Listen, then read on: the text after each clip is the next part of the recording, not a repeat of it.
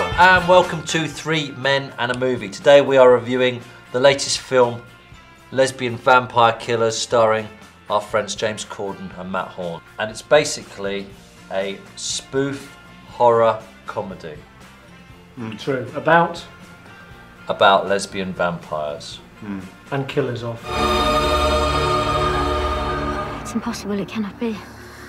Vampires. Vampires? Vampires? Lesbian vampires. Nice one. I must admit, I missed the beginning of the film because I got there late.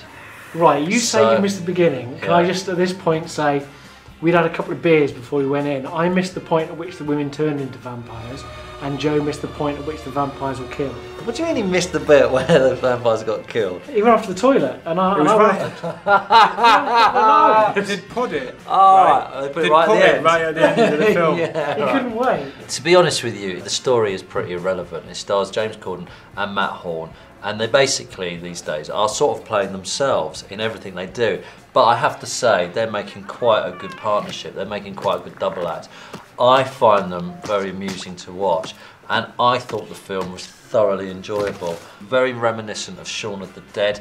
And what I liked about it is exactly the same as Simon Pegg did in Shaun of the Dead. It's like how real people would react, or kind of in a comedy way, during the during the scenes where you know, they're getting attacked by vampires and things like that. And there's one point where the vicar says, "Come on, let's go and get the vampires," and he's going, "Ah, no way!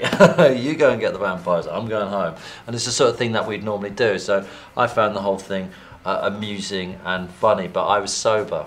Neil? I wasn't entirely sober. I had had 3 pints before I went in, and I enjoyed the comedy as well. I thought there were some brilliant one-liners, the kind of one-liners that you do with your mates down the pub. Yeah. That much I enjoyed.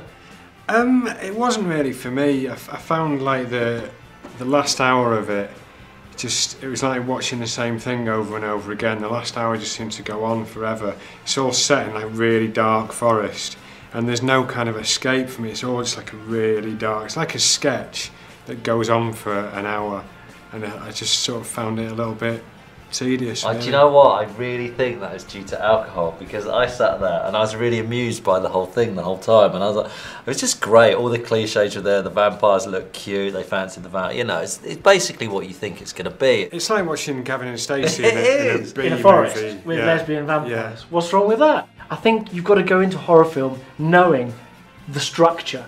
It's person gets into trouble, they get chased, eventually somebody dies, and nothing else happens, but you've got to accept that. There's a great bit where the vicar goes to James Corden, "Stick with me and I'll tell you how to sort out the vampires." And he goes, "Everyone knows how to kill vampires. It's stakes, it's guide." And the vicar goes, "Really?" And he goes, "Yeah, everyone knows. It's in every film and everything." He goes, "Well, that's right." And it's that sort of thing that I thought is great about these films. What I think we've done is we've reinvented the carry-on movie, and I think there's a whole genre. And I remember going to watch Shaun of the Dead, and actually I think I got it out on DVD, and thinking to myself, "Oh, this will be rubbish, isn't it? It's going to be British film, trying to do comedy, we're hopeless at it," and watched it and giggled all the way through it because it aimed at sort of me. Peg and Frost against Horde and Corden. Yeah.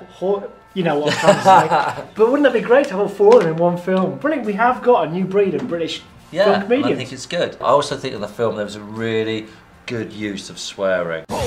Didn't he actually call someone at one stage a bellend? Which I just think's great, like proper great British swearing. And the vicar sometimes keeps swearing, and James Corden keeps going, "Why are you swearing? You're a vicar, you're not allowed to swear." And things like that, which I think are great. It's a cartoon, isn't it? They've done it the way they do the Scooby-Doo, the movie. It's all cartoon graphics, and I mean, it's directed by a sound engineer, sound effects person, rather than the director. Everything.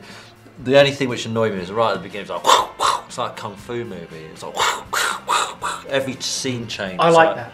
Did you? Oh, that's alcohol. Stand back. Christ! That thing is rock solid.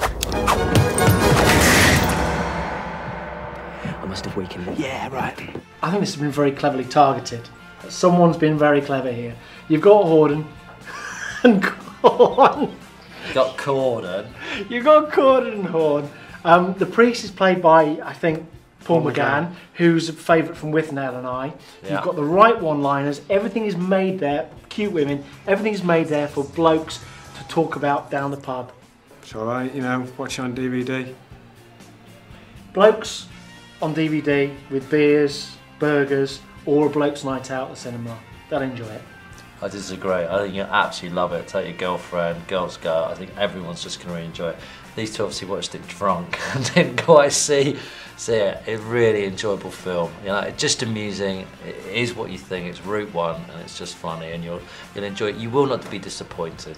Not the best film you'll ever see, but you won't be disappointed. You'll laugh. I like it. You clam rappers fancy a piece of me then, do you? Bollocks.